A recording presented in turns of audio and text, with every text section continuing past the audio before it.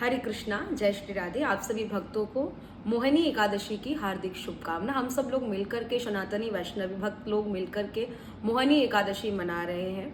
मोहिनी एकादशी व्रत का बहुत पुण्य माना जाता है। ये वैशाख मास में आती है और वैशाख मास में अपने को कोई भी पुण्य कर्म करने का अगर अवसर मिलता है ना सज्जनों, तो उसका अपने को अधिकम फलम मिलता है, माने अधिक से भी अधिक इसका फल मिलता है।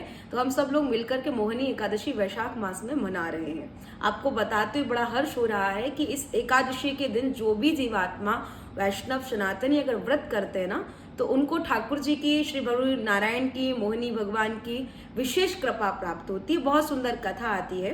एक बार वशिष्ठ जी ने राम जी से कहा था कि आपने बहुत कुछ किया, आप इतने बड़े धर्मार्थी राजा बन गए, आपने 14 वर्ष का वनवास कर लिया, तो आपने बहुत दुख भोगे, आपने बहुत कष्ट पाए हैं। अब आपको कुछ ऐसा करना चाहिए जिससे कि अब आप राजपाट आराम से व्यक्त कर पाए, सह पाए और आराम से सारे राजपाट को सुचिंतित चलाते रहें। तो यहाँ राम जी ने कहा आप मुझे कुछ उपाय बताइए। तो वशिष्ठ जी बहुत सुंदर कथा राम जी को बताते हैं।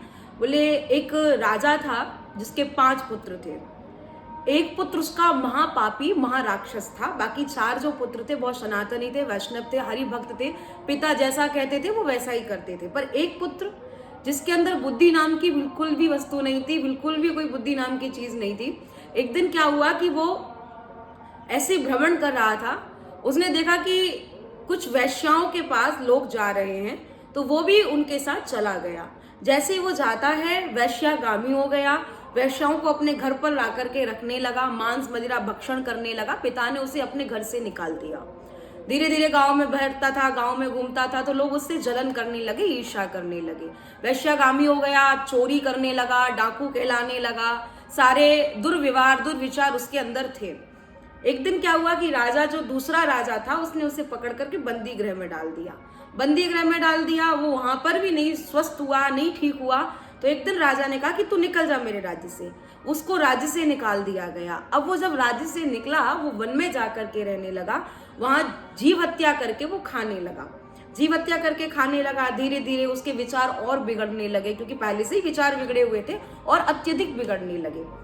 धीरे धीरे समय चलता रहा, समय जाता रहा।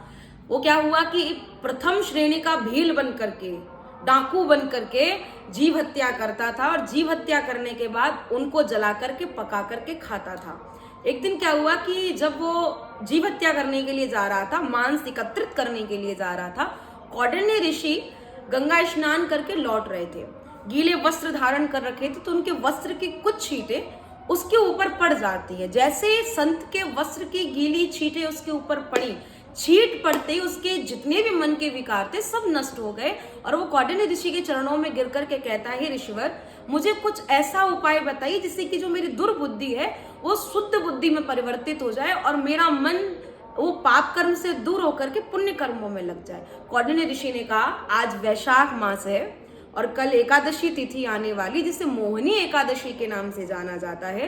तुम एकादशी व्रत करो, तुम्हारे जितने भी पाप हैं, तुमने जितने भी बुरे कर्म किए हैं, सबका तुम्हें प्रायश्चित हो जाएगा और सारे पाप कर्म तुम्हारे नष्ट हो जाएंगे मोहिनी एकादशी का व्रत करने से। बोले उपाय विधि, बोले केवल शुद्ध मन के साथ पवित्र स्नान करके, गंगा जल अपने ऊपर छिड़क करके और एकादशी का व्रत करो, संतों की सेवा करो, वैष्णवों की सेवा करो, ठाकुर जी का भगवत चिंतन करो, फलहारी करके इस व्रत को करो और मोहिनी भगवान जरूर तुम्हारे ऊपर कृपा करेंगे। उसने, जिसकी दुर्वृद्धि थी, जिसके बुरे विचार थे, जो बुरे कर्म में हर समय तत्पर रहता था, संलग्न रहता था, उसने मोहिनी एकादशी का व्रत किया और एकादशी व्रत के प्रभाव से उसके सारे पाप नष्ट हो गए, उसकी बुद्धि शुद्ध बुद्धि में परिवर्तित हो गई। कहने का भाव यही है सज्जनों कि एकादशी व्रत हमारे जीवन में भगवत भक्ति, भगवत निष्ठा, हमारे जो भी बुरे विचार है सबको नष्ट करता है, भगवत कृपा प्राप्ति कराता है। तो आप भी एकादशी व्रत करें, अपने जीवन में प्रभु की कृपा पाएं।